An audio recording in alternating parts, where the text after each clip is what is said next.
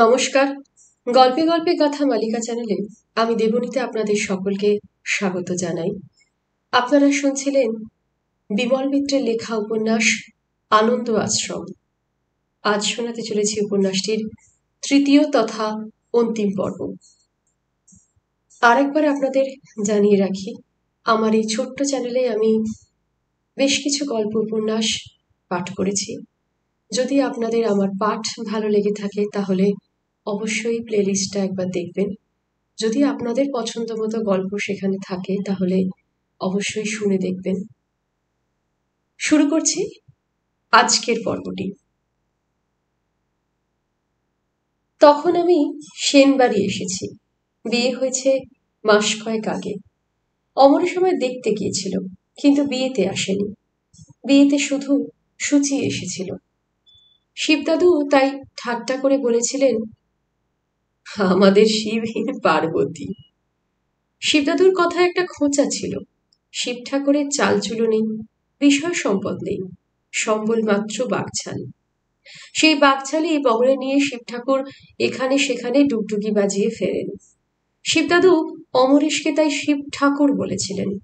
শিবদাদুর কথার ভঙ্গিটা আমার ভালো লাগেনি।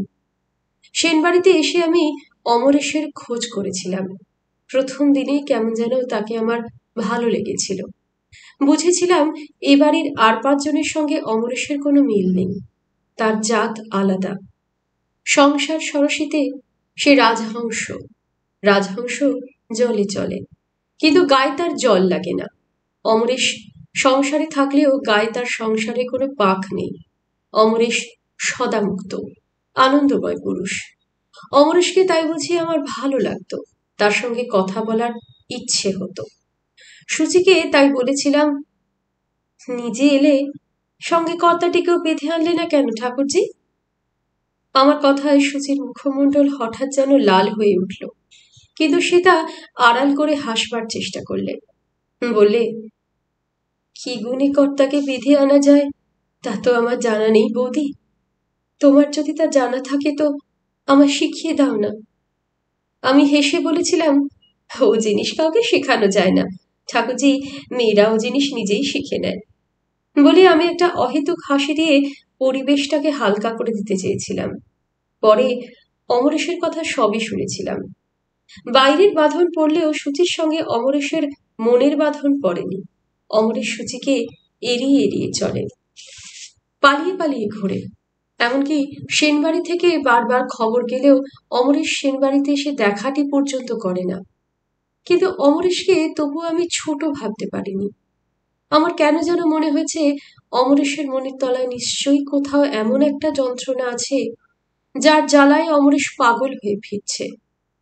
লোকে তা বোঝে না বলেই অমরেশকে তারা অন্য চোখে দেখে। অমরেশের জন্য আমার দুঃখ হতো। আহা বেচারি। তাই একদিন নিজেই আমি খবর পাঠিয়েছিলাম, লোকের হাত দিয়ে পত্র দিয়েছিলাম।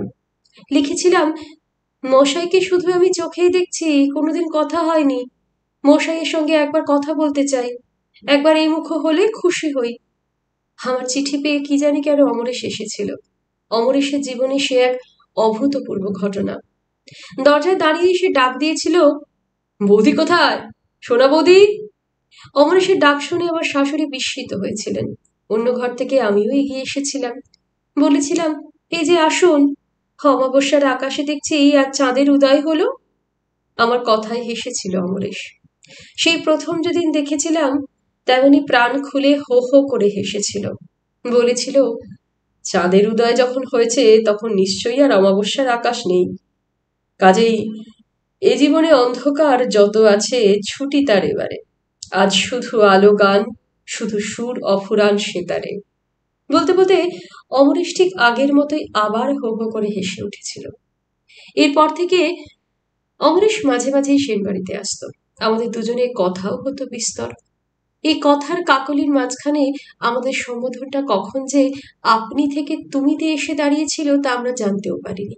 অমরেশ কবি, অমরেশ খেয়ালি। তার বুকের তলায় ছিল শিশুর মতোই একটি উলঙ্গ পরাণ। অমরেশের সঙ্গে কথা বলতে তাই আমার ভালো লাগতো। তার সঙ্গে কথা বলে এটা আমি বুঝেছিলাম একটা ব্যথা, একটা জ্বালা তার শিশুর মতো উলঙ্গ পরাণটাকে জ্বালিয়ে পুড়িয়ে মারছে।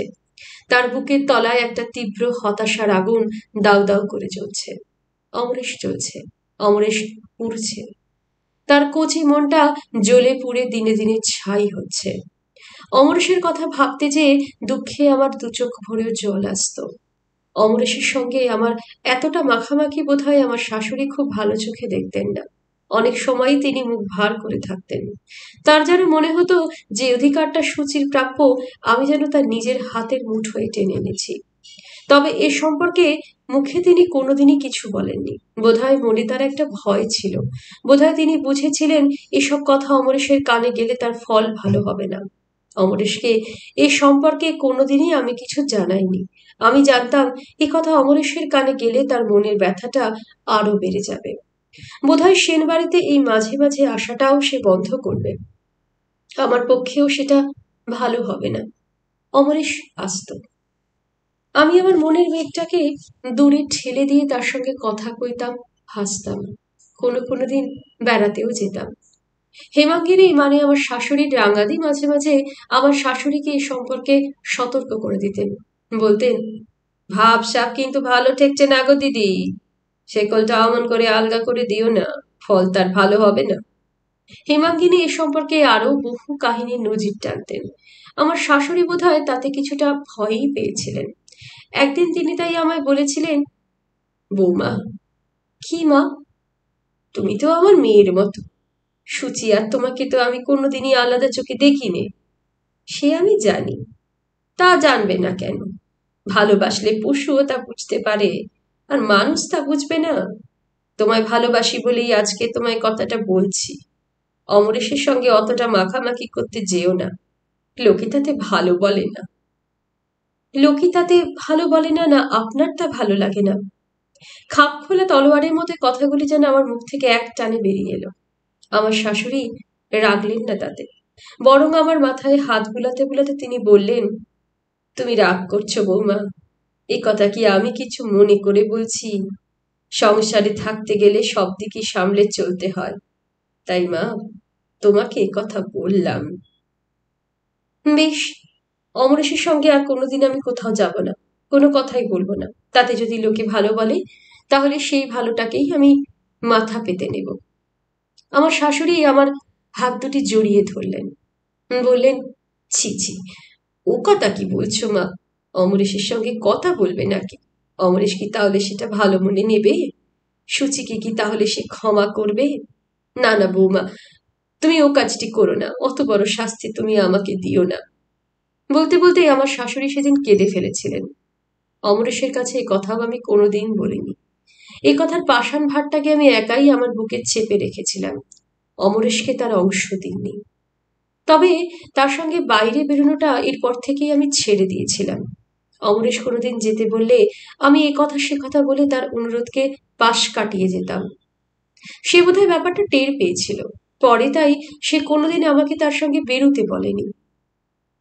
অমরেশের এই কাহিনী আপনাদের কেমন লাগছে তা আমার জানা নেই, তবে মনে হয় তার ব্যর্থ জীবনের এই কাহিনী শুনে আমার মতো আপনাদের মনেও ব্যথা লাগবে, চোখ দুটি ছলছল করে উঠবে।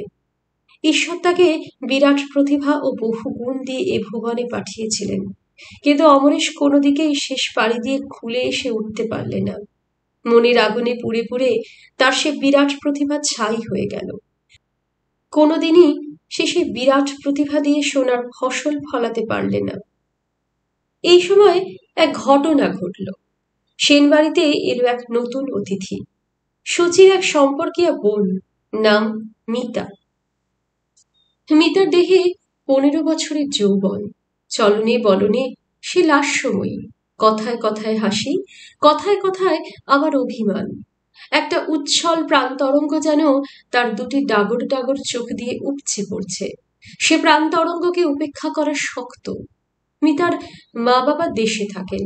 দেশে মেয়েদের ভালো স্কুল নেই, মিতা পড়বে, কাজেই সে কলকাতা এসেছে। মা বাবা তাকে মাসির বাড়ি রেখে গেছেন। মাসির বাড়ি মানে সেন বাড়ি। দেশে ফেরার আগে মিতার মা বলেছিলেন, মিতাকে তোমার কাছে রেখে আমি নিশ্চিন্ত রইলাম দিদি। উত্তরে আমার শাশুড়ি গদগদ কণ্ঠে বলেছিলেন, মাও যেই মাসিও সেই, এই দুইয়ে ফারাক আছে নাকি কোনো? একটু থেমে আবার বলেছিলেন, মিতাকে না হয় তুই পেটেই ধরেছিস মনো, কিন্তু তোর চেয়ে কি আমরা ওকে কম ভালোবাসি বলতে চাস? আমার শাশুড়ির কথা শুনে জিভ কেটেছিলেন মিতার মা। বলেছেন, ছি ছি, ও কি কথা বলছো দিদি, ওরম কিছু একটা ভাবলে কি আর মিতাকে তোমার কাছে রেখে যেতে ভরসা পেতাম?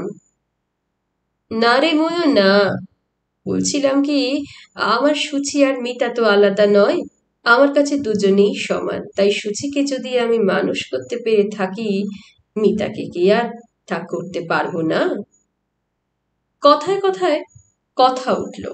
শুধু স্কুলে গেলেই তো আর হলো না, আজকাল স্কুলগুলি যা হয়েছে ওখানে মোটেই লেখাপড়া হয় না। লেখাপড়া করতে হলে বাড়িতে দেখাশোনা করা প্রয়োজন, সেজন্যে বাড়িতেও শিক্ষক চাই।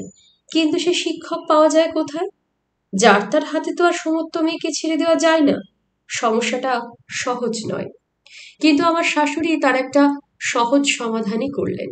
বললেন, সেজন্যে ভাব না কি রে মনু, সেজন্যে তো আমাদের অমরেশই রয়েছে। অমরেশ যত বড় বিদ্বানই হোক না কেন, তবুও তার কথায় প্রথমটায় একটু অমতি করলেন মিতার মা। অমরেশ আত্মীয় মানুষ, হয়তো সে মাইনেপত্র নেবে না। মিতার মা বিনা পারিশ্রমিকে তাকে খাটাতে রাজি নন। আমার শাশুড়ি মিতার মার মনোভাবটা বুঝলেন। বললেন, মাইনেপত্রের কথা ভাবছিস তো মনো, অন্য মাস্টার রাখলেও তো মাইনে দিতিস, অমরেশকে না হয় তাই দিবি, কম সম করেই দিবি, আমি বলে দেব। মিতার মার এবারে আর আপত্তি থাকার কথা নয়। আমার শাশুড়ি মুখে যাই বলুন না কেন, অমরেশের কাছে প্রস্তাব করার সাহস তাঁর ছিল না। অমরেশ তাকে কি চোখে দেখে সেটা তিনি ভালোভাবেই জানতেন। কাজেই অমরেশের কাছে প্রস্তাব করার ভার পড়েছিল আমার উপর। আমার শাশুড়ি সে ভার আমায় দিয়েছিলেন। অমরেশকে কথাটা আমি বলেছিলাম। সেদিন ছিল শনিবার, স্কুলে হাফ ছুটি। স্কুল থেকে আর কোথাও যায়নি সে, সোজা সেন বাড়িতে চলে এসেছিল। আগেই বলছি, অমরেশ কেন যেন আমায় বিশ্বাস করেছিল। কেন যেন সে ভেবে নিয়েছিল দুনিয়ায় আমি হলাম একমাত্র ব্যক্তি যার কাছে সে সব কথা নিঃসংকোচে বলতে পারে, বলে শান্তি পেতে পারে। আমার চোখেও অমরেশ ছিল নিষ্পাপ শিশু। এ সংসারে যাদের পাকা মানুষ বলা যায়, অমরেশ সে জাতের ছেলে নয়। অমরেশ আমার কাছে এসে শান্তি পেত। আমার কাছে সে এসেছে শান্তি পেতে, সান্ত্বনা নিতে। বললাম, চলো ছাদে যাই। চিলে কোঠাটার উপাসটায় নিশ্চয়ই এতক্ষণ ছায়া নেমেছে। অমরেশ আমার কথায় আপত্তি করলে না। মিতা ছাদে ছিল। অমরেশ আর আমাকে দেখে এসে এক ঝলক হাসি ছিটিয়ে চিলে কোঠাটার ভেতরে চলে গেল। অমরেশের তা দৃষ্টি এড়ালো না। সে বললে, কে বৌদি? তোমার মিষ্টি কুটুম গো, মিতা। দিন দুই হলো এসেছে, এখানেই থাকবে, পড়বে। সে শুধু ছোট্ট একটু হুঁ বলেই এ প্রসঙ্গে ইতি টানলেন। আমরা দুজন চিলে কোঠাটার পূব দিকে গেলাম। সেখানে ছায়া পড়েছে। চারপাশের বিরাট রোদের সমুদ্রে যেন ছোট্ট একটি দ্বীপ, ছায়া দ্বীপ। দুজনেই সেখানে বসলাম। বললাম, অমরেশ, এবার বলো, তোমার কথা শুনি। কি কথা শুনবে বলো? যে কথা তুমি বলতে এসেছ। আমার কথা শুনে হাসলো অমরেশ। দুটি চোখের দৃষ্টি আমার মুখের উপর দিয়ে বুলিয়ে নিয়ে বললে, নিজের কথা ছাড়া কি তোমার কাছে আসতে নেই বৌদি? ধরো আজ যদি কোনো কথা না নিয়ে তোমার কাছে এসে থাকে। ছি ছি, তুমি ও কি বলছো অমরেশ? নিজের কথা ছাড়া আসবে না কেন? নিশ্চয়ই আসবে, যখন মন চায় তখনই আসবে। জানো বৌদি, মানুষের মনটা হলো সন্ধ্যার আকাশ, সেখানে ক্ষণে ক্ষণে রং বদলায়। কখন যে কোন রঙের ছোপ লাগে, মনের মালিকও সবসময় তা টের পায় না। নইলে আজ শনিবার ছুটি হতে না হতে এই যে তোমার কাছে ছুটে এলাম, আগে থেকে ঠিক আমি তা জানতে পেরেছিলাম। এলাম তার কারণ, দিনের আকাশে আজ বৌদি বৌদির রং লেগেছে। বলতে বলতে অমরেশ নিজেই হেসে ফেলল। হাসলাম আমিও। বুঝলাম অমরেশের মনে আজ ভার নেই, দুশ্চিন্তার মেঘ থেকে আজ তার মনের আকাশ মুক্ত। আজ তার কাছে সব কথাই নির্দ্বিধায় বলা যায়। অনেক কথাই বললাম। ইনিয়ে বিনিয়ে আমরা দুজন অনেক কথারই জাবর কাটলাম। সুযোগ পেয়ে মিতার কথা তুললাম। বললাম, অমরেশ, একটা কথা বলবো। আজ হঠাৎ আবার এই ভনিতা কেন ঠাকুরন? অমরেশের কথার ধাঁচ দেখে আবার আমি হেসে উঠেছিলাম। অমরেশও হেসেছিল। আমি বলেছিলাম, মিতাকে তুমি পড়াবে অমরেশ? একটু মুচকি হেসে অমরেশ বললে, কিন্তু তোমার ছাত্রীটি আমার কাছে পড়বেন তো? আমায় দেখেই যেভাবে ছুটে পালালেন, তাতে তো লক্ষণ খুব ভালো বলে মনে হলো না। বলেই অমরেশ হু হু করে হেসে উঠল। বেশ তো, যাতে সে পোষ মানে আমি তার ব্যবস্থা করে দেব। চাও তো তোমার পাওনার একটু বেশিই আমি আদায় করে দেব। বলতে বলতে আমার মুখমণ্ডলে একটা হাসির রং ধরল। একটু থেমে আবার বললাম, কুমারী মিতারায় মোটেই পলায়ন করেনি অমরেশ। ওই দেখো, চিলেকোঠার জানলার পাল্লা দুটো একটু ফাঁক করে তিনি আমাদের পর্যবেক্ষণ করছেন। চিলেকোঠার জানলা দিকে অমরেশের চোখ পড়তেই মিতার একজোড়া কৌতূহলী চোখ সেখান থেকে সরে গেল। জানলার পাল্লা দুটিও বন্ধ হয়ে এলো। অমরেশ বললে, ওরে বাপস, এই যে দেখছি একেবারে ভয়ানক মেয়ে।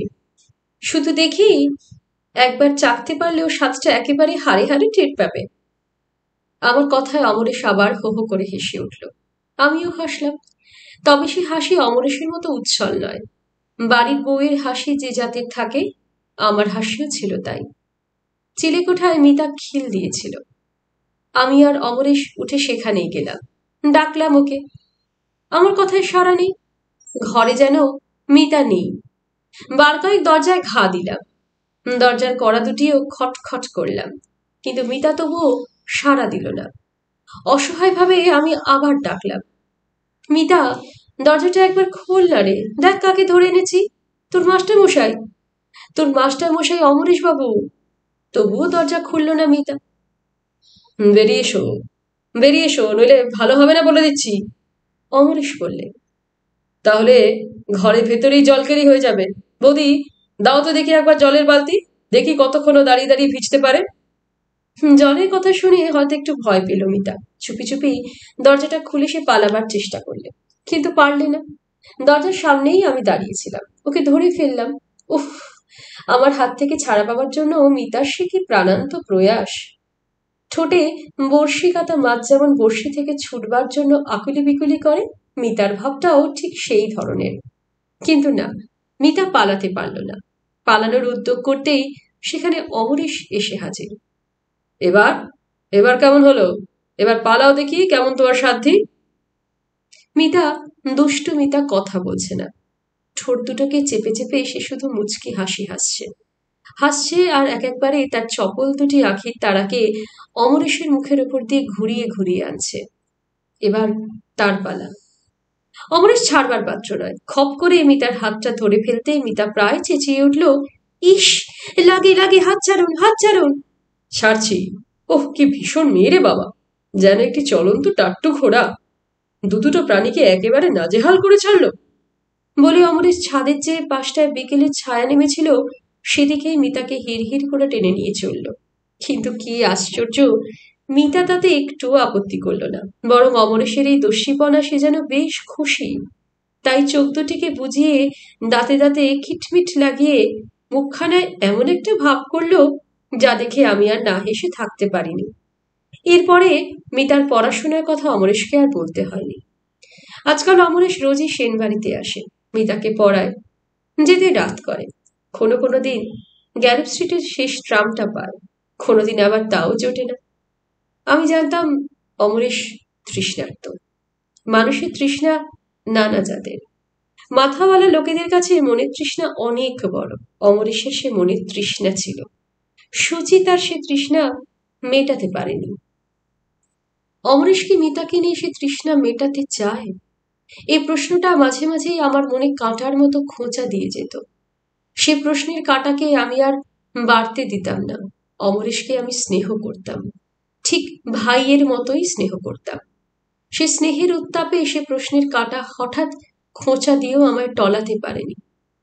অমরেশকে আমি আগেও যে চোখে দেখতাম তখনও সেই চোখেই দেখে চলেছিলাম। কিন্তু এক্ষেত্রে বিপত্তি ঘটালে সুচি। অমরেশের আগেও সুচির দিকে বড় একটা তাকায়নি। তার কাছ থেকে সে যেন নিজেকে সরিয়ে সরিয়ে রেখেছে। সুচির মনে সেজন্য দুঃখ ছিল, কিন্তু অমরেশের বিরুদ্ধে তার কোনো অভিযোগ ছিল না। সুচি ভাবত অমরেশ মানুষটিই বুঝি এই ধরনের, কম কথা বলে, কম হাসে। নিজের কল্পনায় এমন একটি ভাবের জগৎ গড়ে তুলেছে যেখানে সে সবসময় বুঁদ হয়ে থাকে। অমরেশ অসাধারণ। মা বোঝাতেন, একটু ধৈর্য ধর মা, দিনে দিনে সব ঠিক হয়ে যাবে। তিনি মাঝে মাঝে আমায় বলতেন, অমরেশকে তুমি একটু বোঝাতে পারো না? সুচিও তো সংসারের ৮-১০টা মেয়ের মতোই মেয়ে, তারও স্বাদ আছে, আহ্লাদ আছে। তার এই স্বাদ আহ্লাদকে এভাবে হত্যা করা উচিত নয়। হে অন্যায়, হে তোমাদের স্বার্থপরতা। আমি বলতাম, আমি তো বলি মা, কিন্তু আমার কথা শেষ হওয়ার আগেই আমার শাশুড়ি কথা টেনে নেন। অমরেশের বিরুদ্ধে অভিযোগের যে উত্তাপটা তার মনে জমা হয়েছে তার খানিকটা যেন আমার উপর ঝরে পড়ে। বলেন, ছাই বলো, বললে কি আর এমনই হয়? মাঝে মাঝে মেঘ করত, আবার সে মেঘ কাটত। অমরেশ মিতার সঙ্গে হাসি ঠাট্টা করে। অমরেশের সে হাসি আমার শাশুড়ির মনে যেন আগুন ধরিয়ে দেয়। তার মনে হয় মিতা যেন সুচির অধিকার দুহাত দিয়ে লুটে নিচ্ছে। অমরেশ কোনো কোনো দিন মিতাকে নিয়ে বাইরে যায়। আমার শাশুড়ি রাগে জ্বলে ওঠেন, আমায় ডেকে বলেন, বৌমা। মা, এসব হচ্ছে কি? সব বুঝেও আমি জিজ্ঞেস করি, কি মা? এই যে অমরেশ মিতাকে নিয়ে হইচই শুরু করেছে, এসব আমার সুচির মনে কি ব্যথা লাগাবে না? বলতে চাও কই অমরেশ তো সুচিকে নিয়ে কোনোদিন বাইরে বেরোয়নি? আমি তার কি করব? তুমি হচ্ছ সব, আবার বলছো যে তুমি কি করবে? সুচি হলো তোমার দু চোখের কাঁটা, তাই মিতাকে অমরেশের দিকে ঠেলে দিয়ে সুচির উপর তুমি প্রতিশোধ নিতে চাইছো। আমি বলি, মা, আপনি সব কি বলছেন? আপনার ঘরে যে আমার ঘর, আপনার ঘরে আগুন লাগবে যে? আমার কথা শেষ হবার আগেই আমার শাশুড়ি আবার খেকিয়ে উঠলেন। বললেন, চুলোয় যাক, আমার সুচি যদি সুখী না হলো তাহলে কোনো সুখেই আমার কাজ নেই, আমার সংসারে কাজ নেই। বলতে বলতে আমার শাশুড়ির দু চোখ দিয়ে ফোটায় ফোটায় জল গড়িয়ে পড়ে। আমার আর কাছে দাঁড়ানোর সাহস হয় না, সেখান থেকে সরে যাই। কোনো কোনো দিন সুচি আসে, দুপুরের দিকে একাই আসে। দুপুরে আসাটাই সুবিধের। অমরেশ কাজে যায়, মিতা থাকে স্কুলে। এই সময়ই মায়ে ঝিয়ে প্রাণ খুলে কথা বলতে পারে। কোনো কোনো দিন সেসব কথা আমার কানে যায়, আমি জেগে থেকেও ঘুমিয়ে থাকার ভান করি। সুচি অভিযোগ করে, তুমি তুমি তো আমার সর্বনাশ করলে, বাঘের হাতে তুমি তো শিকার তুলে দিলে। আমার শাশুড়ি কথা বলতে পারেন না, শুধু দুটি জল ভরা চোখ সুচির মুখের উপর তুলে ফেল ফেলিয়ে তাকিয়ে থাকেন। সে দৃষ্টিতে শত অপরাধের স্বীকৃতি। তিনি প্রবোধ দিয়ে বললেন, পুরুষ মানুষকে অনেক সময় তো বাইরেই টানে, ওটা ওদের নেশা। নেশা কাটলে আবার আপনা থেকে ওরা ঘরে ফেরে। তোর সিথির সিঁদুরের জোর থাকলে তোর জিনিস ও আবার তোরই হবে। অমনি তাতে হাত দিতে গিয়ে জ্বলে পুড়ে মরবে মাত্র। মনকে যে আমি কিছুতেই বোঝাতে পারি নে মা। সুচি বলে, পারবি রে পারবি, একটু চেষ্টা করলেই পারবি।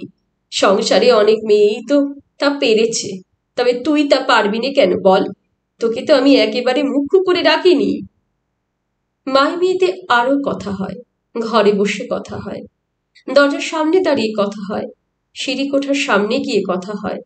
তাদের সব কথা আমি শুনতে পাইনি, তবে বুঝতে পেরেছি মা মেয়েকে প্রবোধ দেবার চেষ্টা করছেন। মেয়ে চোখের জলে আঁচল ভিজিয়েছে। তারপর অনেক দুঃখ মায়ের কানে ঢেলে দিয়ে একসময় সেনবাড়ি থেকে বিদায় নিয়েছে। মা তাকে এগিয়ে দিয়ে এসেছেন অনেকটা পথ পর্যন্ত। ঘরে ফিরে অনেকক্ষণ কারোর সঙ্গে কথা বলেননি। ভালোবাসা কি অপরাধ? এই প্রশ্ন ঘুরে ফিরে বারবার আমার মনে এসেছে। আমি জানি অমরেশ মিতাকে ভালোবাসে বলেই সে প্রতিদিন সেনবাড়িতে আসে। মিতাকে নিয়ে কোনো কোনো দিন বাইরেও বেরোয়। কিন্তু মিতাকে ভালোবাসে বলেই কি অমরেশ অপরাধী? প্রশ্নটা একদিন অমরেশকেই আমি জিজ্ঞেস করেছিলাম। বলেছিলাম, অমরেশ, কাউকে ভালোবাসা কি অপরাধ? আমার প্রশ্ন শুনে অমরেশ হেসেছিল, বলেছিল, আমাকে প্রশ্ন করার মানে? না, এমনি প্রশ্নটা অনেকদিন থেকেই আমার মনে ঘোরাফেরা করছিল কিনা, তাই তোমাকে জিজ্ঞেস করলাম। ও আজকাল এসব বিষয় নিয়েও চর্চা করা হয় নাকি? আমার তো সে কথা জানা ছিল না। বলতে বলতে অমরেশ আবার হেসে উঠেছিল। বৌদি, সব ভালোবাসা তো এক জাতের নয়, ভালোবাসা নানান জাতের। যে ভালোবাসা অন্যের বা সমাজের কোনো ক্ষতি করে না, সে ভালোবাসা নির্দোষ। সে ভালোবাসা মানুষকে বড় করে, সমাজকে সুন্দর করে। কিন্তু উল্টোর ক্ষেত্রেই মুশকিল। উল্টোর ক্ষেত্রে সমাজের অনেক কিছুই উলটপালট হয়ে যায়। ভালোবাসা সেক্ষেত্রে নিশ্চয়ই অপরাধ। আমি বলেছিলাম, ব্যক্তির কোনো ক্ষতি হবে না, সমাজের কোনো অকল্যাণ হবে না, সংসারে তেমন ভালোবাসা কি সম্ভব অমরেশ? অমরেশ জোর দিয়ে কথার উত্তর দিতে পারেনি। এ কথা সে কথা বলে এ দৃষ্টান্ত সে দৃষ্টান্ত দেখিয়ে সে আমার আসল প্রশ্নটিকেই পাশ কাটিয়ে গেছে। অমরেশ মিতাকে ভালোবাসত, মন দিয়েই ভালোবাসত, কিন্তু তা ছিল ভালোবাসার জন্যেই ভালোবাসা। অমরেশ সেখানে ভালোবেসেই খুশি। এর বিনিময়ে মিতার কাছ থেকে তার কোনো প্রত্যাশা ছিল না। এর জন্যে মিতার কাছে তার কোনো দাবিও ছিল না। কিন্তু সুচি তাতে ভুল করলে, আমার শাশুড়ি তাতে ভুল বুঝলেন। অমরেশের এ ভালোবাসাকে সংসারের ৮-১০ জনের ভালোবাসার সঙ্গে এক করে দেখেই তিনি সব গোলমাল পাকিয়ে তুললেন। অমরেশ আজকাল আমাদের বাড়িতে আসুক, আমার শাশুড়ি সেটি ইচ্ছে নয়। অথচ সেই কথাটি তিনি সোজাসুজি মুখ ফুটে অমরেশকে বলতেও পারেন না। কি জানি, যদি সে তাতে ক্ষেপে ওঠে, আর সে খ্যাপাভর ঝড় গিয়ে যদি সূচের উপর পড়ে। তাই সে কথাটা তিনি অমরেশকে আড়ে ঠাড়ে বোঝাবার চেষ্টা করলেন। কোনো কোনো দিন তিনি বলতেন, অমরেশ, একটা কথা বলবো, কিছু মনে করবে না বলো? মিতার বীজগণিতের খাতায় অমরেশের চোখ ছিল। সেখান থেকে দৃষ্টি সরিয়ে সে আমার শাশুড়ির দিকে তাকালো। না, মনে করবার কি আছে, বলুন। আমার কপাল খারাপ, সোজা কথাটা বাঁকা অর্থ হয়। বলে একটা দীর্ঘশ্বাস ফেলে আমার শাশুড়ি একবার আমার দিকে তাকালেন। পরে বললেন, আমাদের তো এই ঘর অমরেশ, সেখানে তুমি যদি রাত 10টা তক থাকো। আমার শাশুড়িকে আর তার কথা শেষ করতে হলো না। অমরেশ বাকি কথাটুকুর ইঙ্গিতেই বুঝে নিল। সেদিনের মতো সে উঠে পড়ল, কারো সঙ্গে একটি কথাও বলল না। লজ্জায় অপমানে মিতার মুখমণ্ডল যেন ফুলদানিতে রাখা বাসি গোলাপের মতো নিষ্প্রভ। আমার শাশুড়ি তাকেই এবার খোঁচা দিয়ে বললেন, কোনো পড়ার মাস্টার যে ঘরে এসে বসলে আর উঠতে চায় না, এ কথা তো ভূভারতে কোথাও শুনিনি বাবা।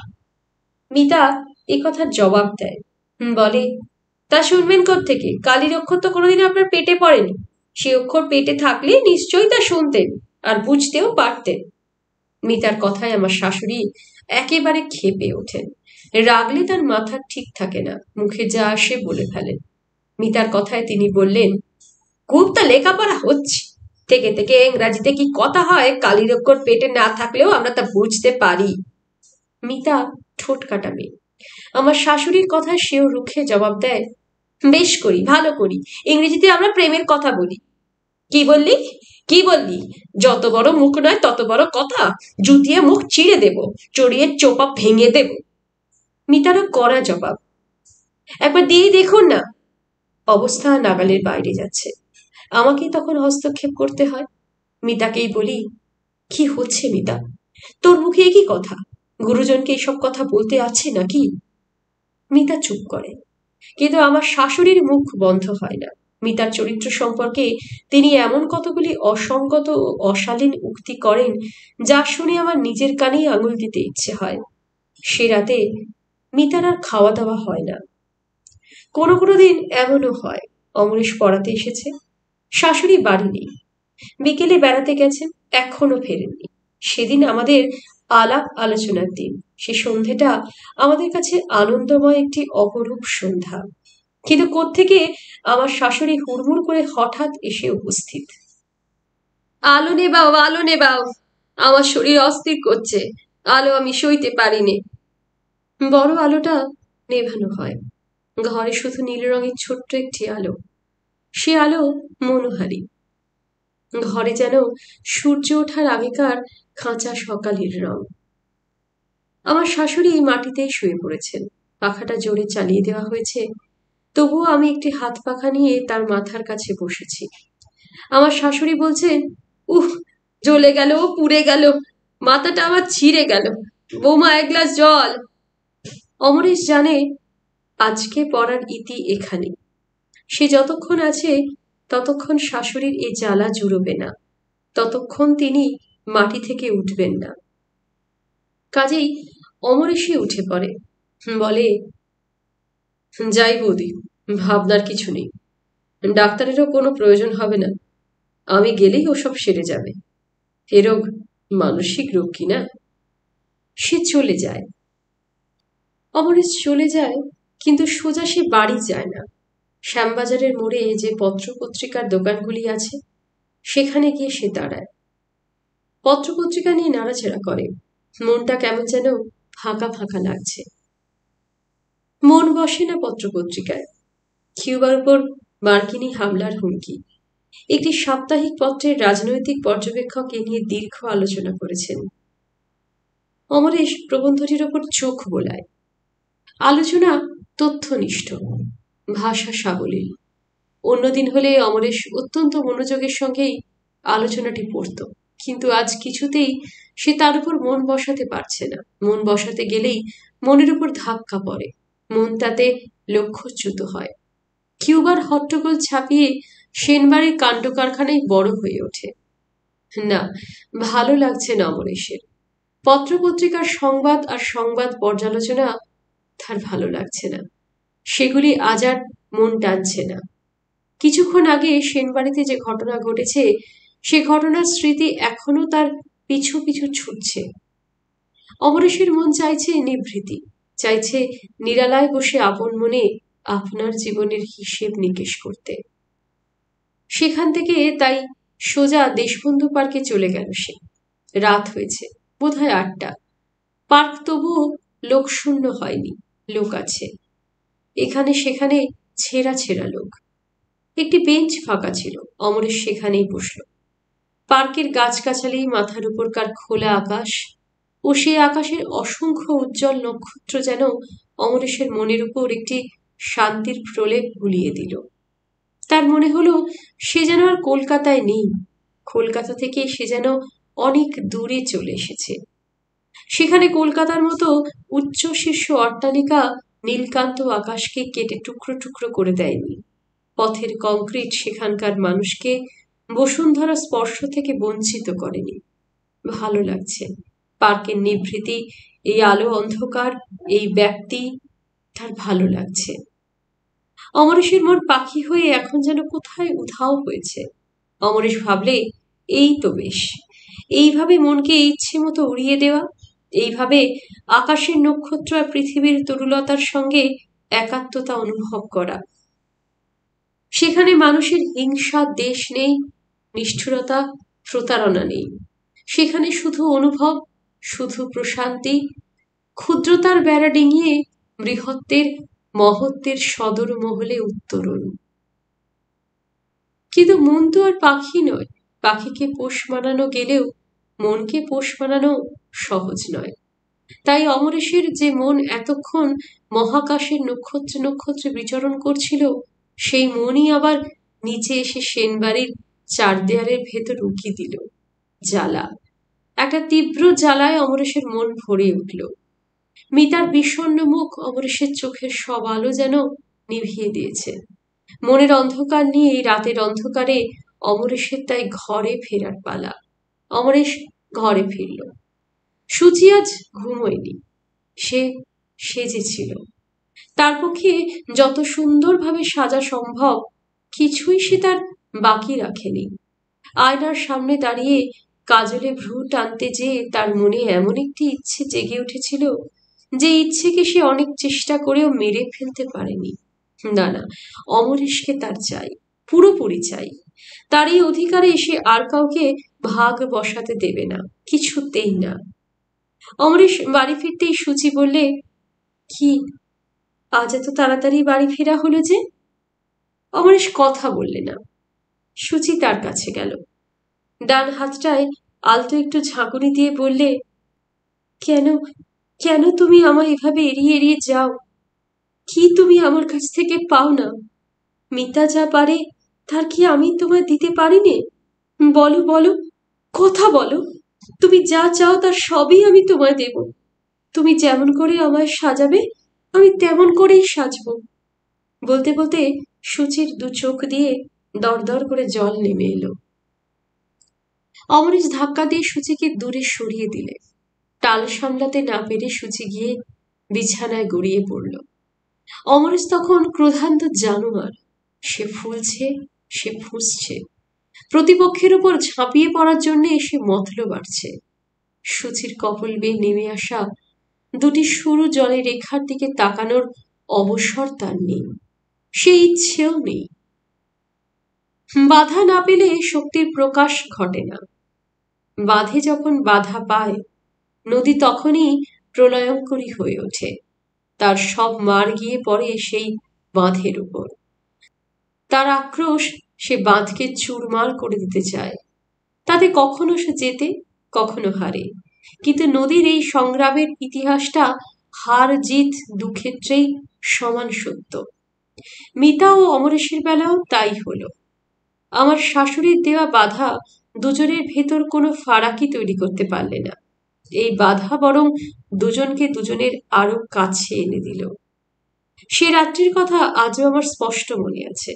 শুক্লপক্ষের রাত, আকাশে ভরা চাঁদ, ছাদে রাখা টবগুলির গাছ ভরা ফুল, ধীর লয়ে বয়ে চলা ফুরফুরে একটা মিষ্টি বাতাস।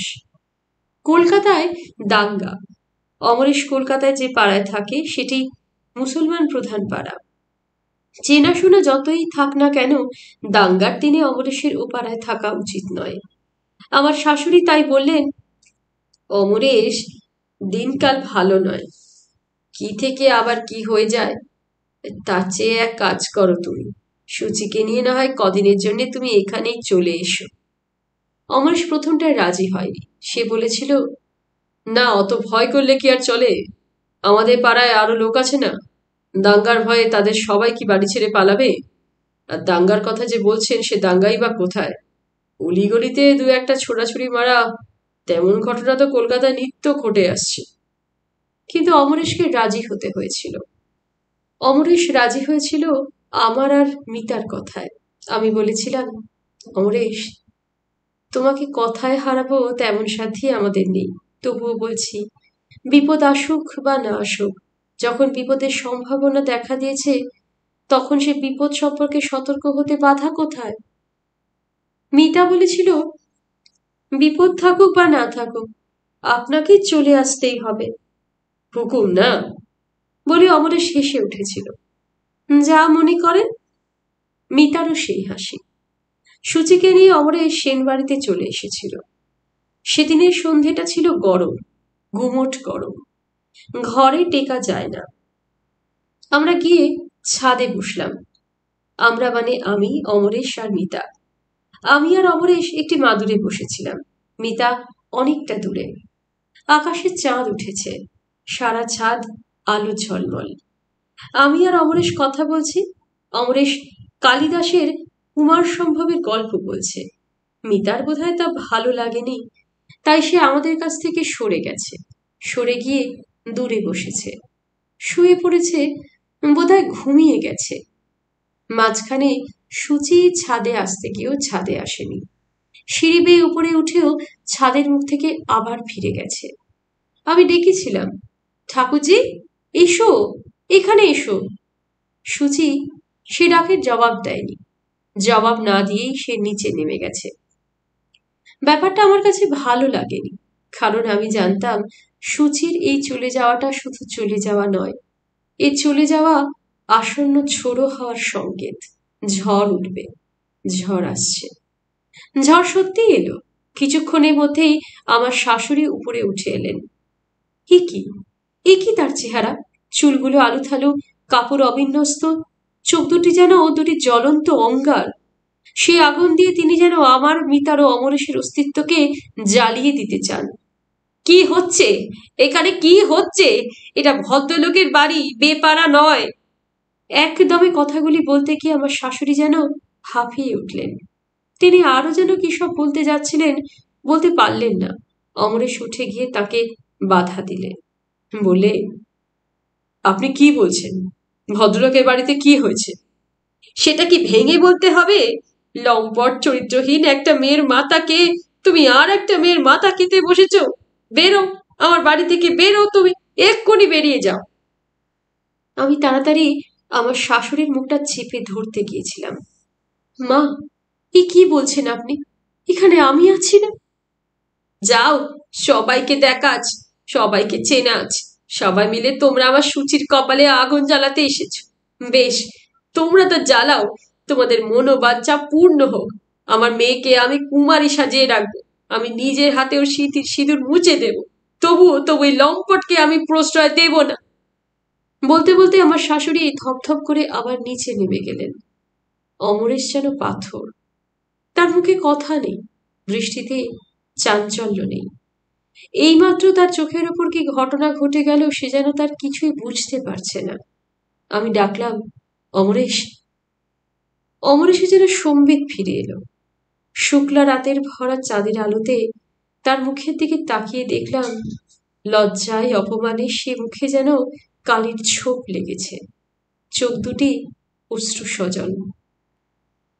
বললে, চললাম বৌদি। এত রাতে কোথায় যাবে অমরেশ? বিধাতার এই বিশ্বটা তো মাপে ছোট নয়, বিপুলের আয়তন। যদি বেঁচে থাকি তাহলে তার কোথাও না কোথাও নিশ্চয়ই আমার একটু ঠাঁই মিলবে। বলে অমরেশ সিঁড়িতে নেমে গেল। চেঁচিয়ে বললাম, অমরেশ, তুমি যেও না। রাগের ঝুঁকে এত রাতে তুমি পথে বেরিয়েও না। বাধা দিও না বৌদি। অমরেশকে যদি সত্যি করে ভালোবেসে থাকো তাহলে আর তাকে পিছু ডেকো না। অমরেশ সে ডাক শুনবে না, তোমার কথা সে রাখতে পারবে না। মিতা এসে আমার পাশে দাঁড়িয়েছে। সে সবই শুনেছে, সবই দেখেছে, কিন্তু লজ্জায় সে অমরেশের কাছে এসে দাঁড়াতে পারেনি। সে কেঁদেছে, শুয়ে শুয়ে শুধু কেঁদেছে, আর বারবার নিজের ভাগ্যকে ধিক্কার দিয়েছে। মিতাই এখন আমার হাত দুটি জড়িয়ে ধরে বললে, ওকে যেতে দাও বৌদি। এ বাড়িতে উনি আর থাকুন, এটা আমি চাইনি। বলতে বলতে মিতার দু চোখ দিয়ে দরদর করে জলের ধারা গড়িয়ে পড়ল। এরপর অমরেশকে আর আমি ডাকতে পারিনি। আমি জানতাম মিতা আর অমরেশ আজকাল একটি সুতোতে বাঁধা পড়েছে। দুজনে একেবারে দুজনের মনের কাছাকাছি এসে দাঁড়িয়েছে। দুজন দুজনকে ভালোবেসেছে। এই ভালোবাসার বন্ধন ছেঁড়া সহজ কথা নয়। অমরেশ চলে গেল। মিতা তখনও সেনবাড়িতে, কিন্তু মিতার কাছে সেনবাড়ি আজ যেন পাখির খাঁচা। মিতা আজ যেন খাঁচায় বন্দি। এ খাঁচায় তার মন টেকে না, দম বন্ধ হয়ে আসে। সেনবাড়ির বাতাস তার কাছে যেন ভারী ভারী বলে মনে হয়। না না, এ বন্ধ খাঁচায় আটকে থাকবে না মিতা। অমরেশের মতো সেও চলে যাবে, চলে যাবে। যেখানে সেনবাড়ির চার দেওয়াল তার চারদিকে বেড়া হয়ে থাকবে না, সেনবাড়ির ছাদ যেখানে অন্তহীন নীলাকাশটাকে তার চোখের সম্মুখ থেকে আড়াল করে রাখবে না। আজকাল মিতা কারো সঙ্গে বড় একটা কথা কয় না, সব সময় মনমরা হয়ে থাকে। আমি ডাকি, মিতা। বৌদি। অমরেশটা ভারী নিষ্ঠুর নয় রে। মিতা আমার কথার জবাব দেয় না। জবাব না দিয়ে দুটি দৃষ্টিকে সে মাটিতে নামিয়ে নেয়। চোখ থেকে তার জল গড়িয়ে পড়ে। পুরুষ জাতটাই অমনি, বুঝলি রে। ওদের মায়া নেই, মমতা নেই, ওরা যেন এক একটি পাথরের মূর্তি। মিতা দীর্ঘশ্বাস ফেলে, বলে, না না, তুমি অমন করে বলো না বৌদি। দুনিয়ায় সব পুরুষই এক জাতের নয়, সব মেয়েও একরকম নয়। অনেক পুরুষেরও মায়া মমতা আছে, অনেক মেয়েরও আবার নিষ্ঠুর হতে বাধে না। আমি বলি, সে কথা হয়তো ঠিক, কিন্তু অমরেশের ওসবের বালাই নেই। সে পাথর, একেবারেই পাথর।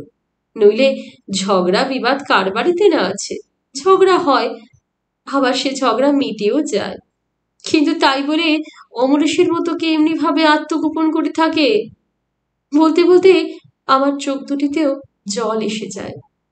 মিতা বলে, বৌদি, আমরা তো শুধু আমাদের কথাই ভাবছি, কিন্তু আমাদের ছেড়ে অমুদাও কি খুব সুখে আছে বলতে চাও? দূরে গিয়ে সেও কি আমাদের মতোই দগ্ধে দগ্ধে মরছে না? মিতার মুখের দিকে তাকিয়ে দেখি অমরেশের প্রতি পরম শ্রদ্ধায় তার জলে ভেজা চোখ দুটিও যেন জল জল করছে। মাকে মিতা চিঠি দিয়েছিল, তাকে সে সব কথাই খুলে লিখেছিল। লিখেছিল তার পক্ষে সেন বাড়িতে থাকা কোনো ক্রমেই সম্ভব নয়। উত্তরে মা লিখেছেন, সম্ভব না হইলে দিদির ওখানে পড়িয়া থাকাটা আমি সঙ্গত বলিয়া মনে করি না। দিদি যে তোমার সহিত এরূপ ব্যবহার করিবেন তাহা আমি স্বপ্নেও ভাবিতে পারি না। কি করিব, সবই ভাগ্য। ভাগ্যে কষ্ট থাকিলে তাহাকে খণ্ডাইবে কে? সে যাহা হোক, তুমি এক মুহূর্ত বিলম্ব না করিয়া কলিকাতায় আমাদের নিজেদের বাড়িতে চলিয়া এসো। নবদ্বীপ হইতে মাসিমাকে আনিয়া লইও। একটা কথা মনে রাখিও, 10 জনের বাড়ি, জ্ঞাতি শত্রু সব চাইতে বড় শত্রু। খুবই সাবধান মতো থাকিবে, কেহ যেন কোনো নিন্দা করিতে না পারে, ইত্যাদি ইত্যাদি। চিঠি পেয়ে মিতার বিলম্ব করেনি। পরদিন সকালেই সে নিজেদের বাড়িতে চলে গেল। আগের দিন রাতে আমার শাশুড়ি মিতাকে ডেকে পাশে শুইয়েছিলেন। সারা রাত কত কথা, ইনিয়ে বিনিয়ে কত গল্প। কথার ফাঁকে ফাঁকে তিনি হু হু করে কেঁদে উঠেছেন। মিতাকে টেনে নিয়েছেন বুকের কাছে, বলেছেন, মিতা, সত্যি তুই আমাকে ছেড়ে থাকবি? মিতা এ কথার উত্তর দেয়নি। শাশুড়ি আবার বলেছেন, আমার কাছে সুচি আর তুই তো আলাদা নোস। ছেলেবেলা থেকেই আমি তোকে সেই চোখে দেখে এসেছি বলেই না তোকে আমি আমার কাছে রেখেছি, নইলে এত বড় দায়িত্ব কি আর মাথা পেতে নেয়? মিতার মনে হয়েছে আমার শাশুড়ির এই হলো আর এক নতুন চাল। অমরেশকে তিনি সরিয়েছেন, মিতাকে তিনি বেঁধে রাখতে চান। মিতাকে বেঁধে রেখে দুজনের মিলনের পথে তিনি বাধা সৃষ্টি করতে চান। আমার শাশুড়ির এই আচরণ মিতার কাছে তাই অভিনয় বলে মনে হলো। সে চলে গেল। যাবার আগে আমার শাশুড়ি বললেন, মিতা, এসব কথা কিছু মনে রাখবি রে বল। মিতা সে কথারও জবাব দেয়নি। বৌদি, মিতাকে আমি ভালোবাসি, এ কথা অস্বীকার করব না। কিন্তু আমার এই ভালোবাসায় পাপ ছিল না, পাপ নেই। শুধু ভালোবাসার জন্যেই আমি ওকে ভালোবেসেছিলাম। ওকে ভালোবেসে আমি আমার মন করতে চেয়েছিলাম, কিন্তু সংসার তা বুঝলে না বৌদি। আমার এই পবিত্র ভালোবাসার সঙ্গে তারা একটি উদ্দেশ্য জুড়ে দিলে। সুরভিত স্বর্গলোক থেকে আমার সে ভালোবাসাকে তারা টেনে নরকে নামাতে চাইলে। কুসুমের বুকে দিলে কীটের দংশন। বৌদি, মিতার মুখের দিকে চেয়ে, মিতার ভবিষ্যতের দিকে চেয়ে আমি যদি ভালোবাসার স্বর্গলোক থেকে আজ মাটির দিকে পা বাড়াই, তাহলে সে দোষ কি শুধু আমার একা? সংসার কি তার জন্য দায়ী হবে না? ক্ষণকালেই কি তাকে আসামির কাঠগড়ায় দাঁড়াতে হবে না? মিতা সেন বাড়ি ছেড়ে যাওয়ার মাস 2 পরে আমি অমরেশের এ চিঠি পেয়েছিলাম।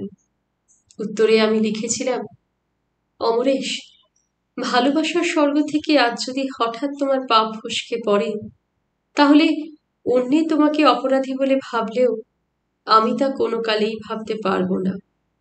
কারণ আমি জানি, আমি বিশ্বাস করি, এ তোমার স্বেচ্ছায় নেমে আসা নয়, এ তোমাকে টেনে নামানো। এক্ষেত্রে তোমার চেয়ে যারা তোমাকে টেনে নামালো তাদের অপরাধ অনেক অনেক বেশি।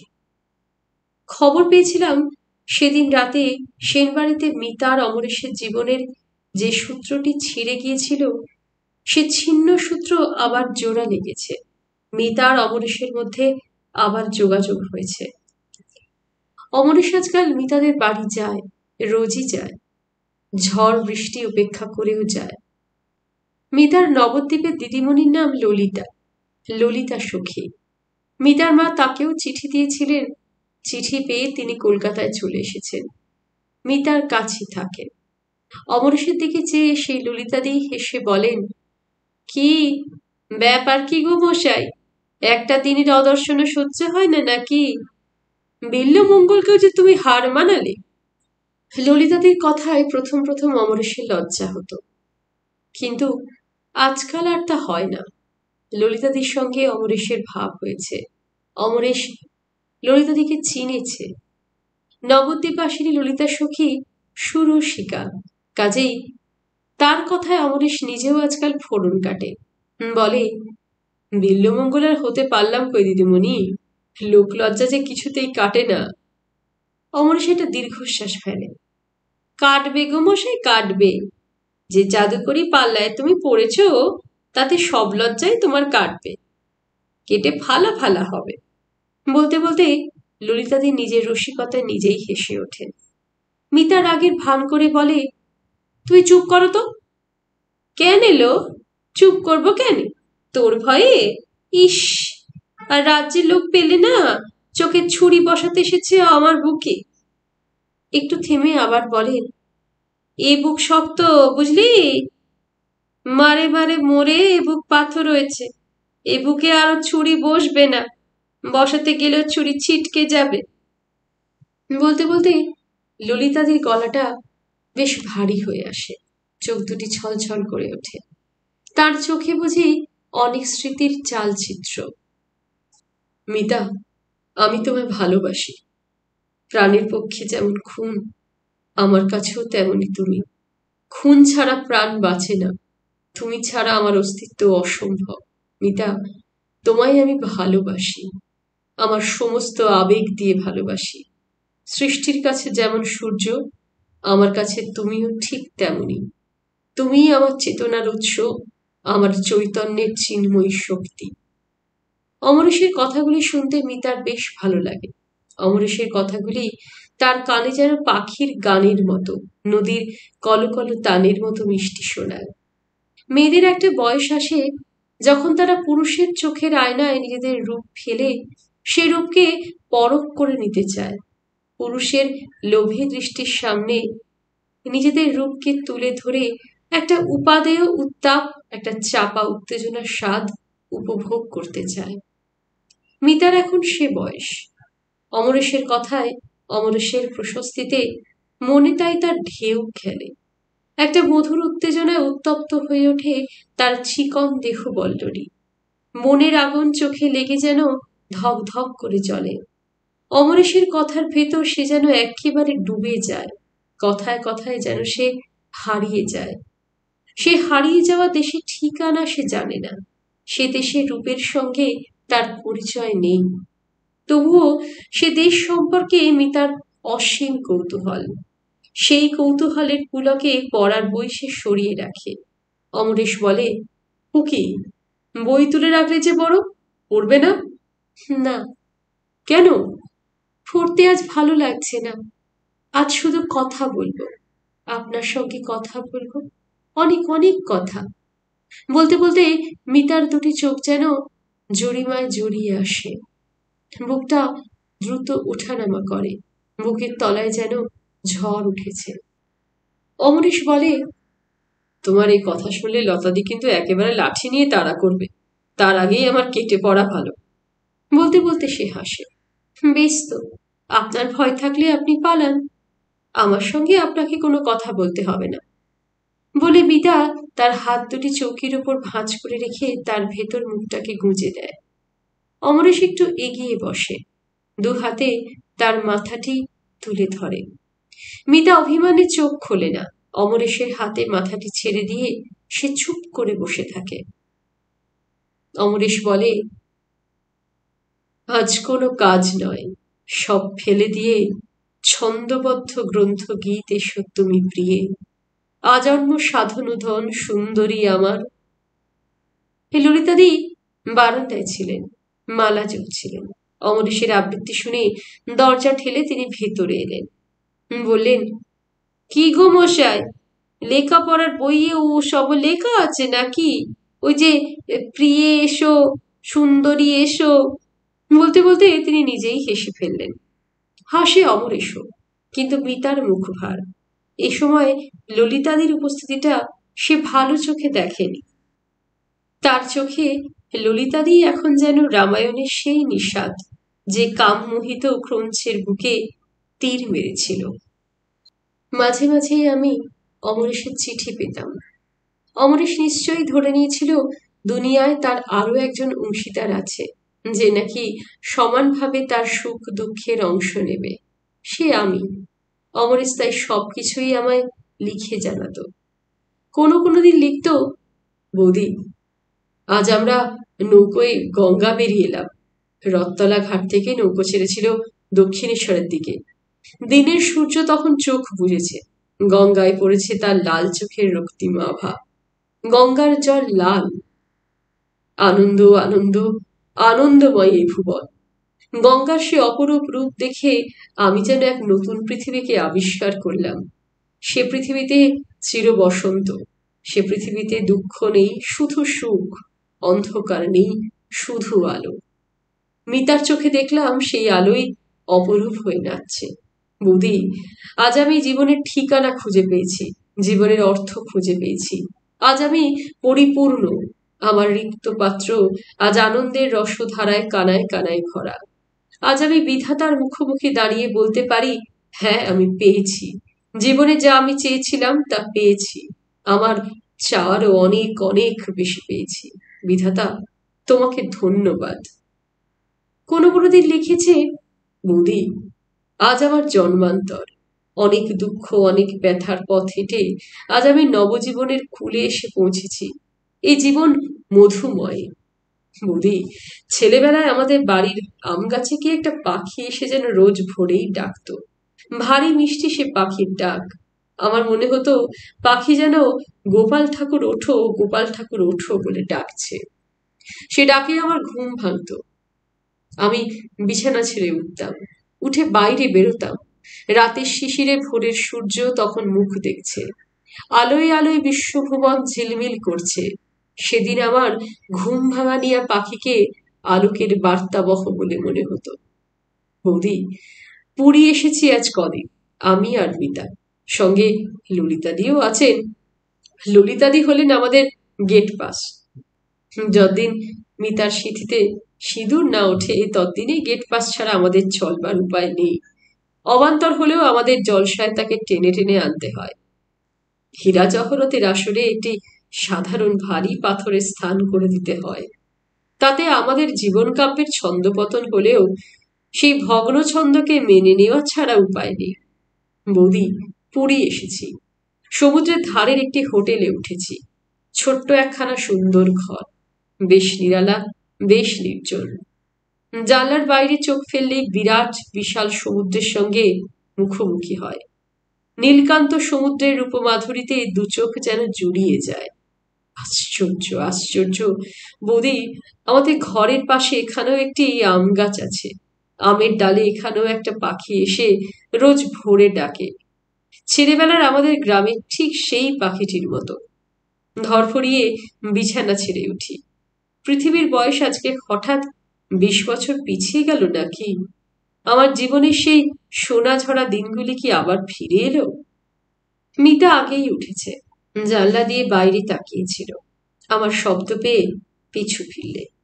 বললে, পাখি ডাকছে। হুম। ভারী সুন্দর পাখি না? সুন্দর। আমাদের গ্রামেও এই পাখি ডাকতো। আমাদেরও। কি একটা উচ্ছ্বসিত আনন্দে যেন মিতার দুটি চোখ ঝকঝক করছে। কপালে লেগেছে হালকা গোলাপি রং। কটে অবিন্যস্ত পাতলা চুল উড়ে উড়ে কপালে পড়ে খেলছে। সুন্দর এই প্রভাত, এই হাওয়া, এই সুললিত পাখির গান সুন্দর। এই সোনা গলা প্রভাতে মিতার সুন্দর মুখ আরো সুন্দর। অমরেশের এসব চিঠি পড়ে আমার আনন্দ হতো। ভাবতাম, অমরেশ এতদিন সংসারের কাছ থেকে কিছুই পায়নি। সংসার উদ্যান থেকে ফুল তুলতে যেয়ে সে শুধু কাঁটার আঘাতই খেয়েছে। আলো তার জীবনে আগুন নিয়ে জ্বলেছে। মিতার মধ্যে আজ যদি সে আনন্দধারার সন্ধান পেয়ে থাকে, তাহলে সে তা পাক। তার জীবনের রিক্ত শাখে যদি বসন্তের রোমাঞ্চ লেগে থাকে, তবে তা লাগুক। আমার শাশুড়ি মাঝে মাঝে বলেন, বৌমা। কি মা? অমরেশ তোমার কাছে চিঠি লেখে? লেখে। কি লেখে সে চিঠিতে? সে তো বেশ সুখে আছে, মিতাকে নিয়ে হিল্লি দিল্লি করছে। তারপর হঠাৎ এক সময় উচ্ছ্বসিত হয়ে বলেন, ভালো হবে না, ভালো হবে না। আমার সুচির কপালে যারা আগুন জ্বেলেছে তাদের কারো ভালো হবে না। কার ভালো হবে না দিদি? বলতে বলতে হেমাঙ্গিনী ঘরে প্রবেশ করে। আমার শাশুড়ি উত্তেজনায় কথা বলতে পারলেন না, শুধু হেমাঙ্গিনীর মুখের দিকে অসহায় দৃষ্টিতে তাকিয়ে একসময় হু হু করে কেঁদে উঠলেন। হেমাঙ্গিনী বুঝলে সব, বললে, কতদিন তোমায় বলেছি দিদি, একটু ধৈর্য ধরো, একটু সহ্য করে যাও। আরে চোখের নেশা কদিন থাকে, একদিন না একদিন তা কাটেই। সেদিন একদিনের মধুকেও বিষ বলে মনে হয়। অমরেশের বেলাও তা মিছে হবে না। বলতে বলতে হেমাঙ্গিনী খাটের তলা থেকে পানের বাটাটা টেনে পান সাজাতে বসেন। আমার শাশুড়ি বলেন, না না, এই বাড়িতে আর তার ঠাঁই হবে না। সুচিকে আমি সারা জীবন কুমারী সাজিয়ে রাখবো, তবুও সে শয়তান আর এখানে আশ্রয় পাবে না। আমার শাশুড়ির চোখে এখন আর জল নেই। এখন তার চোখের কালো তারা দুটি প্রতিহিংসার আগুনে ধক ধক করে জ্বলছে। এরপর অনেকদিন অমরেশের চিঠি পাইনি। ভেবেছিলাম অমরেশ নতুন ভুবনের সন্ধান পেয়েছে, মিতাকে নিয়ে সে মেতে আছে। বৌদির কথা আজ আর তার মনে নেই, তাই আজকাল সে আমায় চিঠি লেখে না। বলতে লজ্জা নেই, অমরেশের এই ব্যবহারে আমি খুবই দুঃখ পেয়েছিলাম। মনে করেছিলাম মানুষকে ভালোবেসে যদি শুধু ব্যথাই পেতে হয়, তাহলে কি লাভ সে ভালোবাসায়? তার চেয়ে মনের সবগুলি দরজা জানলা বন্ধ রেখে নিজের জগতে নিজেই পড়ে থাকা ভালো। মানুষকে আর ভালোবাসবো না, ভালোবেসে ব্যথা পাবো না। কিন্তু এই ছিল আমার অভিমানের কথা।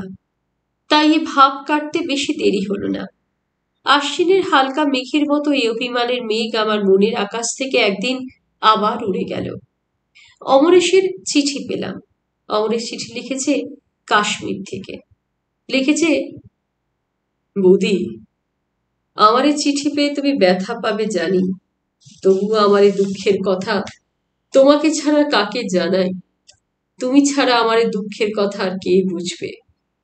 মিতার সঙ্গেও মিলিয়ে চলতে পারলাম না, তাই মিতার কাছ থেকে বিদায় নিয়ে এসেছি। সারা ভারত ঘুরছি, কিন্তু মনের আগুনটা তবুও তো নিভছে না বৌদি। সে আগুনে আমি জ্বলে মরলাম, পুড়ে মরলাম। অমরেশের আর্তনাদ আমার কানে যেন বারবার বেজে উঠল। অমরেশের ব্যর্থ হৃদয়ের কান্না যেন আমার হৃদয়ে মেঘ হয়ে এলো। জল নামলো, আমার চোখে জল। সেই চোখের জলে চিঠির উপরের অক্ষরগুলি যেন ঝাপসা হয়ে গেছে, পড়তে পারছি না, হাত কাঁপছে। আমার শাশুড়ি তো চোখে পড়েছে। এবারে তিনি এগিয়ে এলেন, বললেন, কার চিঠি বৌমা? অমরেশের না? কি লিখেছে অমরেশ? মিতার কথা? মিতা তো মুখে লাথি মেরে দূর করেছে। সে লাথির ব্যথা এখনো ভুলতে পারেনি বুঝি? জ্বলবে জ্বলবে, আরো জ্বলবে। আমার সুচির বুকে যত জ্বালা, তার শতগুণ তাকে জ্বলতে হবে, জ্বলে জ্বলে খাক হতে হবে। বলতে বলতে আমার শাশুড়ির সারা গা থরথর করে কেঁপে উঠল। চোখ দুটি জ্বলে উঠল ধক ধক করে। শ্বাস প্রশ্বাস বেশ জোরে বইছে, তার শব্দ আমি স্পষ্ট শুনতে পাচ্ছি। আমার মনে হলো আমার শাশুড়ি এখন যেন আর আমার শাশুড়ি নন, যেন এক হিংস্র বাঘিনী হাতের মুঠোয় শিকার পেয়ে উল্লাসে মেতে উঠেছে। অমরের সাজ নেই। বিধাতার এ বিরাট ভুবনে একটু শান্তির ঠাঁই কোথাও সে খুঁজে পায়নি। আলো বলে এসে যেখানে হাত বাড়িয়েছে, সেখানে তার হাতে লেগেছে আগুনের উত্তাপ। ফুল বলে সে যা বুকে তুলেছে, সেখানে পেয়েছে শুধু কাঁটার আঘাত। সেই উত্তাপ, সেই আঘাতে সে জ্বলে পুড়ে মরেছে, জ্বলে পুড়ে খাক হয়েছে। তার অতৃপ্ত আত্মা শান্তি লাভ করুক। এখানেই শেষ করছি বিমল মিত্রের লেখা উপন্যাস আনন্দ আশ্রম। একটু অন্যরকমের উপন্যাসটি আপনাদের কেমন লাগলো সম্ভব হলে জানাবেন। আর আমার পাঠ যদি আপনাদের ভালো লেগে থাকে, তাহলে অবশ্যই আমার চ্যানেলের প্লেলিস্ট থেকে পছন্দ মতো গল্প উপন্যাস শুনে দেখবেন। চ্যানেলটিকে সাবস্ক্রাইব করে কাইন্ডলি আমার পাশে থাকবেন। ধন্যবাদ।